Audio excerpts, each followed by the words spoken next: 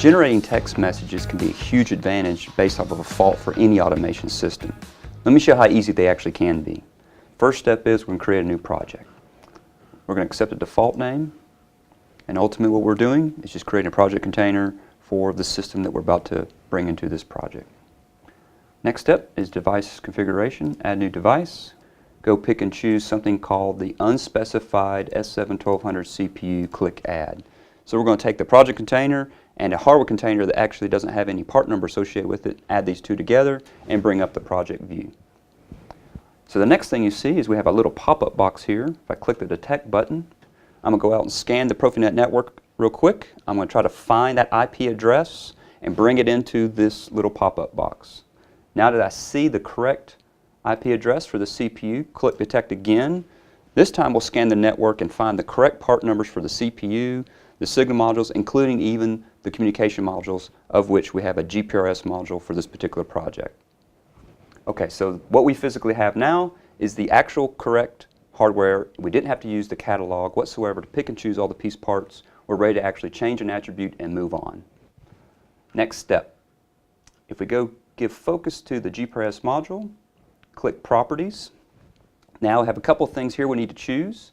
For this particular GPRS module, I've already added the SIM card to it, so now we need to put the pin physically in for him, and it happens to be 820601. You have to do it twice. 820601. Next thing we have to add is we actually have to put in the correct phone number for the service provider for creating these SMS messages that go back and forth. So in this instance, I need to do +4972.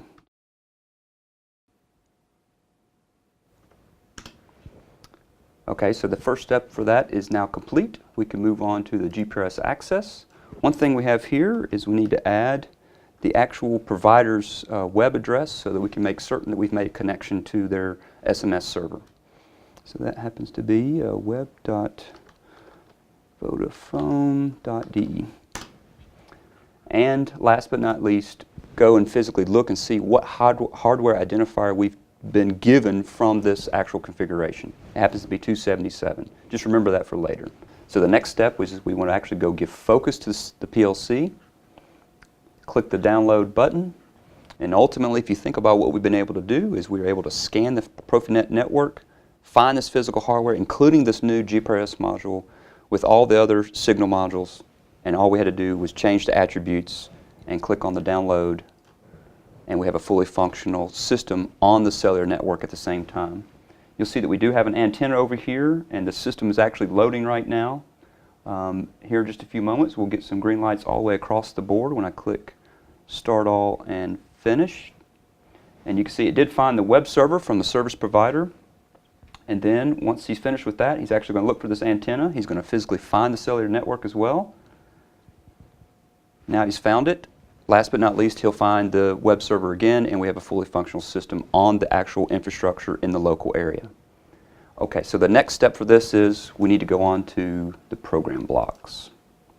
So let's choose libraries. We actually have the ability to take tags, data blocks, function blocks. In fact, hardware configurations, you can test it, prove it, make certain that it's going to work for your application. And at that point, you can save the global library, reuse it over and over and again. That way you create engineering efficiencies in your daily work.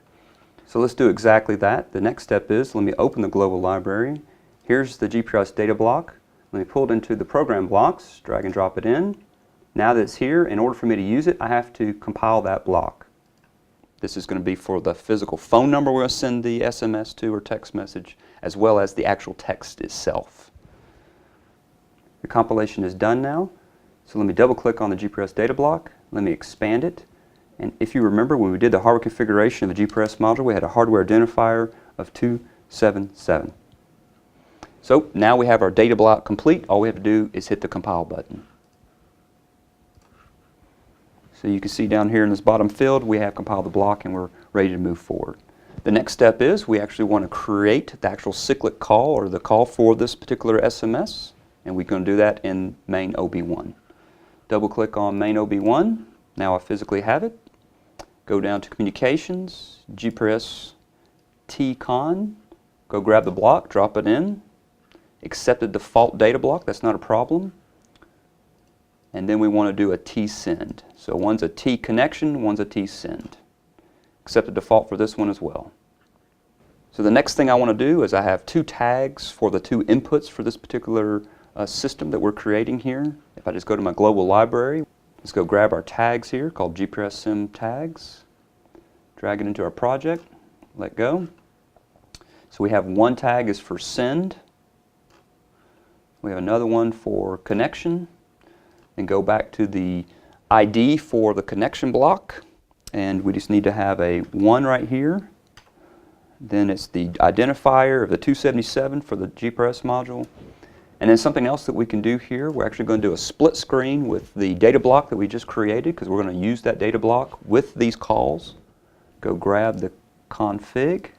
I'm going to drag and drop this to the connection block. Now our connection block is complete. We can move on to the send block. Go to ID, click 1. The hardware identifier 277, the length is 160, and then I'm going to do something here a little bit different. I'm going to create an actual pointer. That way we can have just the text message and no header or footer that's not supposed to be there. I can do that just by typing this out, p hash db1.dbx34.0 space YTE 160. So now our sim block is complete. All we have to do is give focus to the CPU, downloaded the whole system. Let's do that right now. Download. Ultimately at this point he is going to compile the entire project. Once he's finished compiling, click load. And we have a fully functional system. At this point, if I come over here, flip my connect block bit and then my send bit. So basically I've generated potentially some type of fault at the local remote station. And if I come over here to my cell phone,